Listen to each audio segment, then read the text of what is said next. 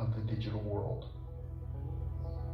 The common thread across our organization is that all of IHMC's research is human-centered.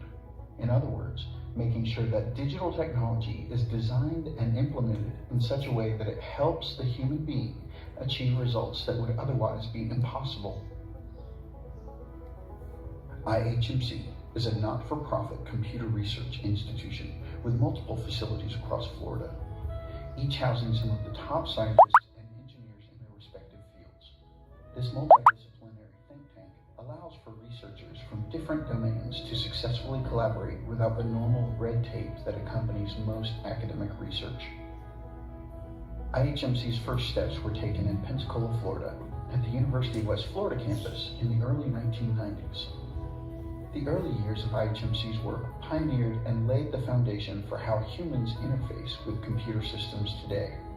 From the first online college class, innovative knowledge sharing applications, advanced cockpit displays for pilots, to the natural language processing frameworks that all intelligent devices such as Siri, Alexa, and Google rely upon. One of these research initiatives, CMAP Tools, is currently utilized by millions of people around the world and is incorporated in thousands of schools in nearly every country. The software allows for the user to easily construct a knowledge model consisting of key concepts of any given topic. The relationships of these concepts are easily conveyed by the addition of linking phrases. CMAP Tools is widely accepted as the most powerful tool available for educational institutions wishing to convey conceptual knowledge to their students. With continued funding, IHMC has been able to regularly update CMAP Tools to work on most devices and web browsers. CMAP Tools, in all its forms, remains free to download and utilize, ensuring that this extremely powerful software is available to all. Long before the proliferation of mobile electronic devices, IHMC researchers were developing the foundational framework to set up ad hoc networks, which allow secure and instant communication grids to be established wherever the need arises. These tools offer the first responders to an earthquake or hurricane-affected region the best chance to establish and coordinate relief work in an effective manner. Another area that we are addressing is the fundamental research on autonomous vehicle behavior. With self-driving cars right around the corner, many basic questions on how the vehicles should be able to function separately and as a group are still misunderstood. We hope to solve many of the basic behavioral questions to allow the next phase of driving technology to be safely implemented. IHMC's early pioneering work in AI expanded quickly into physical systems, such as tactile vests for pilots, surgical robot-assistive interfaces, advanced driving feedback devices, and technology to restore vision to the blind. Our vestibular research continues in areas such as pilot situational awareness and exploring the relationship between the visual and vestibular systems. This research promises to answer many of the impending medical questions and issues related to the oncoming wave of virtual reality devices. Our robotic hardware production began with the design of multiple wheeled systems. These platforms allowed researchers to develop real-time balancing algorithms which would ultimately lead to our work with Lego robots. IHMC's earlier experience in cockpit control systems led to our work with operator interfaces for UAV pilots, which served as a template for the current IHMC operator interface. We also began our autonomous path planning work during this period while working with quadruped robots. In response to the 2011 Fukushima Daiichi nuclear disaster, the United States Department of Defense issued a call to the robotics community in order to advance humanoid robotic systems into the realm of usability. The DARPA Robotics Challenge was a 4-year global initiative that allowed IHMC to combine every aspect of our robotics research and compete against the top robotic institutions in the world. Winning 2 out of the 3 phases and finishing second in the finals secured IHMC's reputation in the robotics community, and our innovative operator interface and walking algorithms are now open source software utilized by a majority of the bipedal robotics community. We have continued our humanoid work with NASA's Valkyrie and the Boston Dynamics Atlas robotic platform.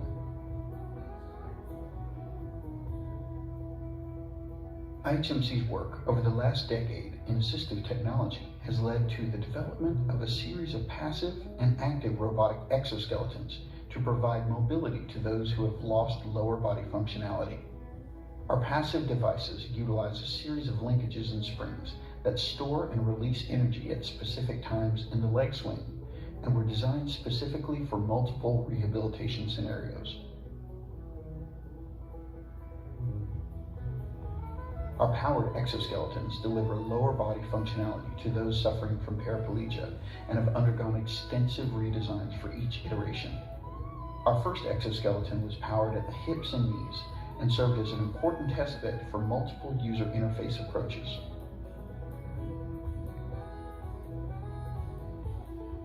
Our second exoskeleton was a collaboration with NASA Johnson Space Center named X1 and was designed as a multi-use device, not only for paraplegic mobility on Earth, but for exercise in zero-gravity environments as well.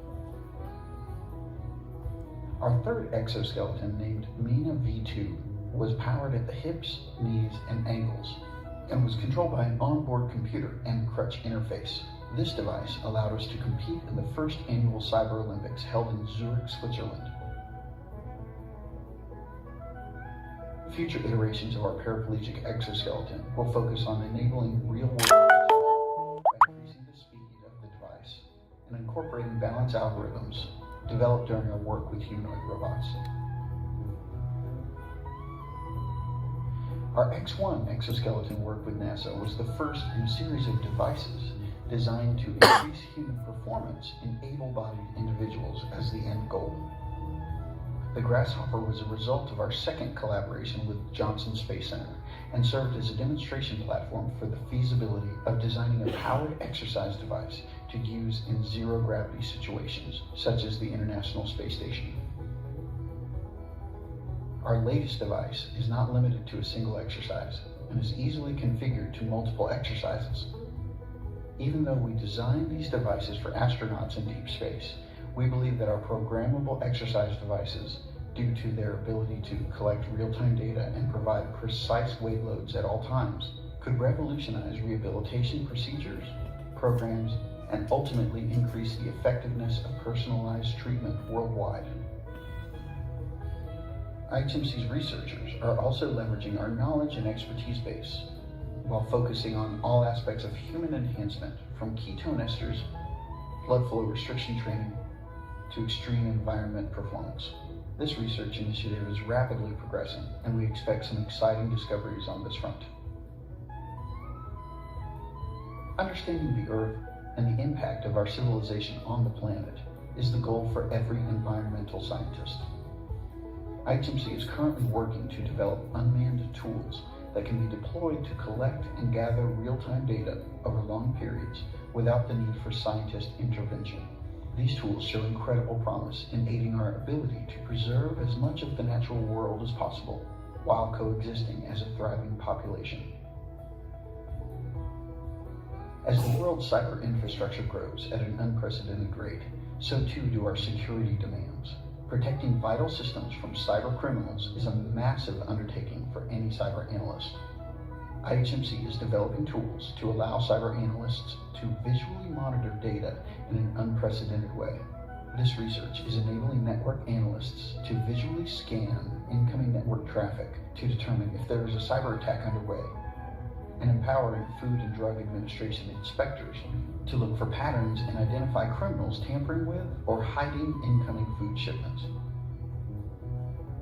IHMC's Ocala facility serves as a hub for our work in natural language processing. Natural language processing is at the core of most computer systems today.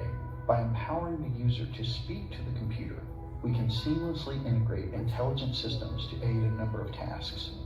One possibility we are exploring is the ability for a computer to analyze voice data over a long period of time to try and detect a number of neurological conditions, such as Alzheimer's, brain cancer, and dementia, long before they are diagnosable by a doctor via traditional testing procedures. We realize that the researchers of tomorrow's world are beginning their journey today. Since the beginning, IHMC has pioneered multiple avenues of community outreach aimed at introducing foundational scientific concepts to local youth, regardless of their social or economic status. Programs such as Science Saturdays, Tech Connect, Boys and Girls Club, Robotics Open House, high school and college internships, and summer robotics camps allow IHMC researchers to plant the scientific seeds necessary to grow the next generation of technical innovators.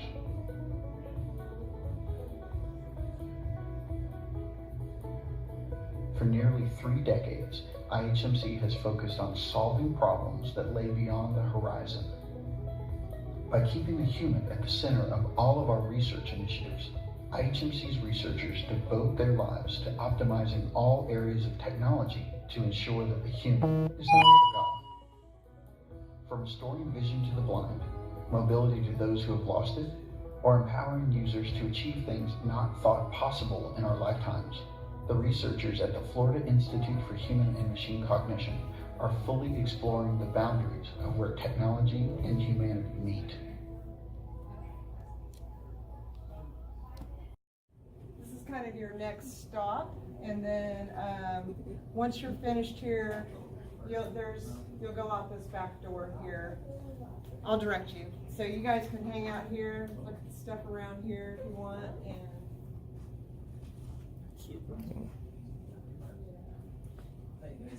Hey, how are you? Good, good. So here we have a few mechanical bits that we use when we make robots. Okay. Yeah, the mastermind who's running this thing is going to be coming over. But Okay.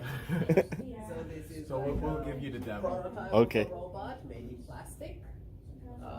Just so we can test how things move, do we like how it's made, find out mistakes before we make it in metal or carbon.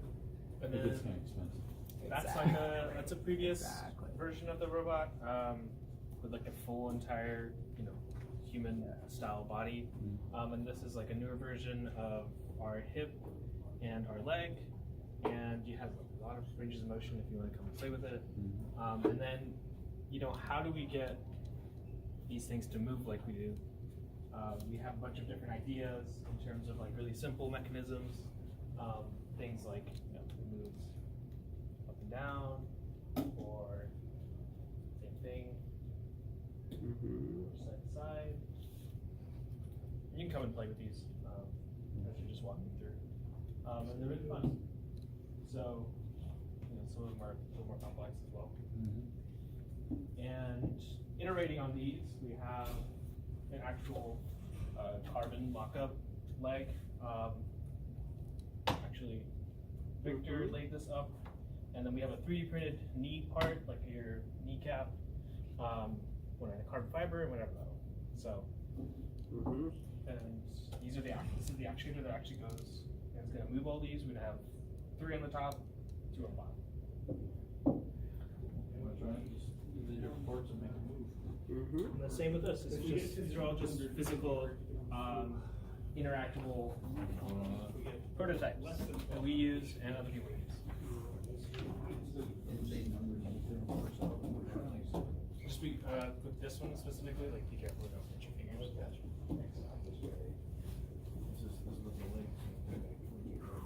Thank you. Back for your car. Yeah, and we try and build all of these so we find out intuitively what we think of it, instead of just looking at a computer screen and saying, is it a good design or not? Try to understand physically moving it. Do we like it? Do we not like it? Things that we've done after the fact. Where, oh yeah, like, we cut it. We cut it. Yeah.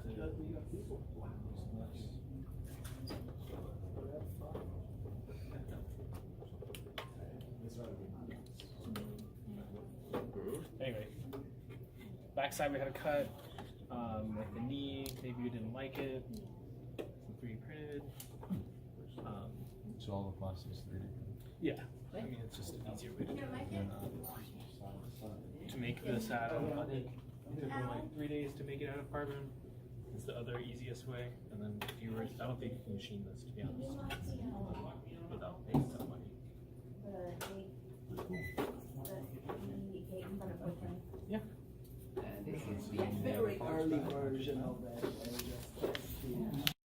Some gyroscopic effects because it's turning around. What we got here is the elliptical runner. I got it. And that actually moves his legs back and forth. I'm sorry.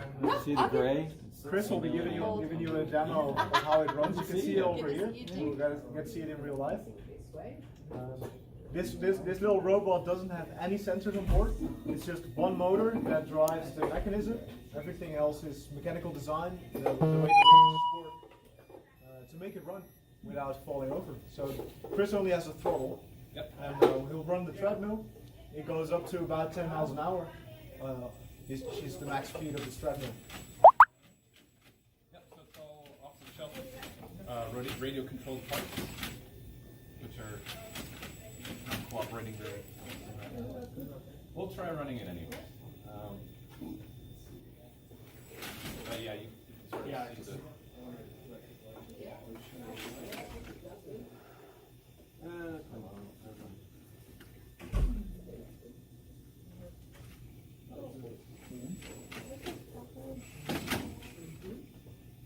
Maybe a loose wire. Always performance anxiety here, huh? Even robots get nervous. And well, the cool thing about this is that we kind of figured out the forward running is pretty stable. We don't have to control much, which means we don't have to make really complex sensors and feedback controllers to have it run. The challenge is, like as you can see, this treadmill has 2 sheets of glass on the side. The stability from side to side is something we haven't completely figured out yet. So right now, if you want to have it be stable from left to right, we'd have to build a controller and sensors for it. We're trying to develop something that does that on its own without control. Okay, well, Let's see if it works. we'll be going up to 10 miles an hour.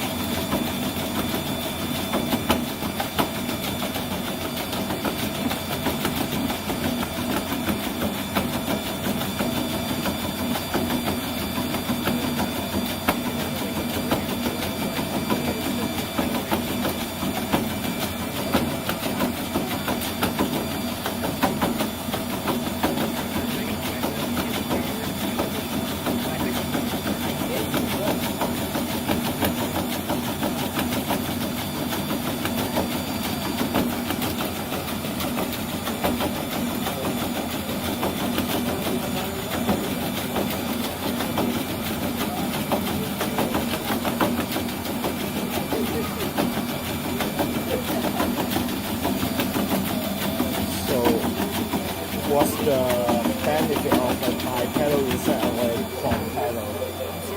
So what's the benefit of bipedal instead of quad pedal?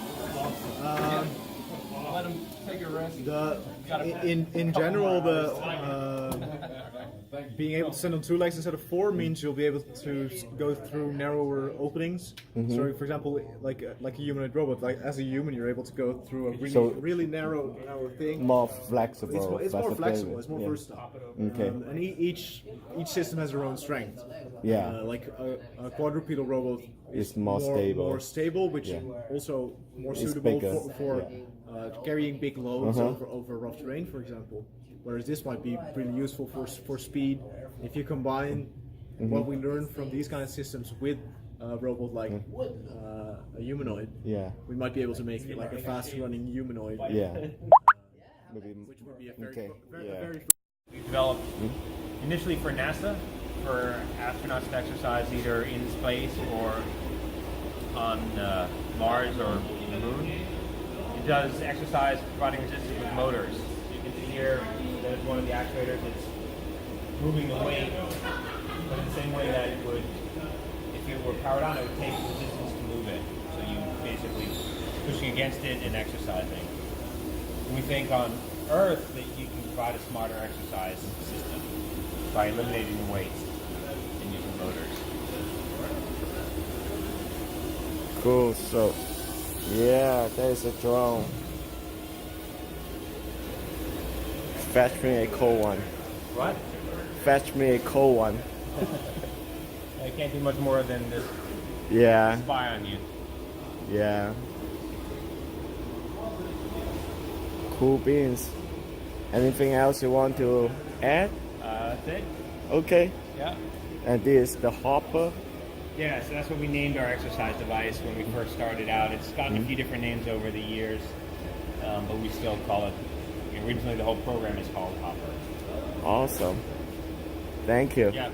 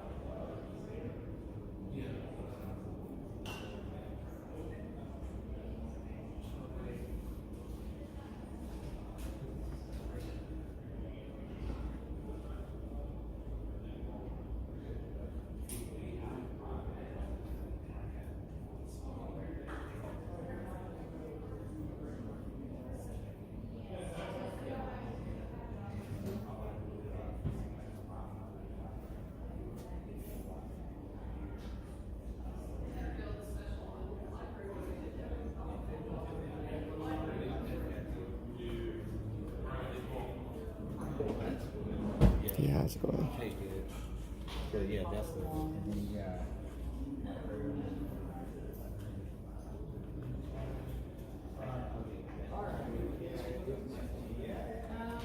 I have not. Usually not over there, but I do have. But it's a middle school. It does have a robotics team, and next year I should be able to change one of my electives to some coding classes. Cool. And another in one of science classes. Other science.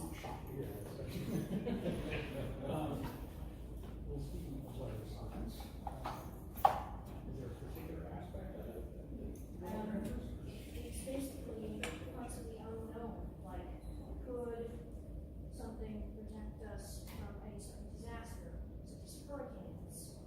One time I found some sort of dome to protect people living in their residences from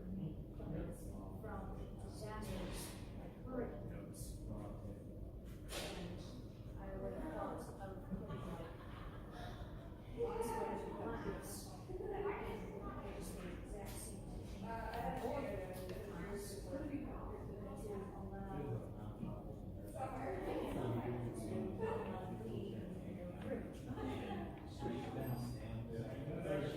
Talking about the fan, tornado warning system. There you go. Yeah, they have lots of yes. Lots of them. Element is basically 25 minutes. Don't get too much of a white hurricane in northern Alabama, though.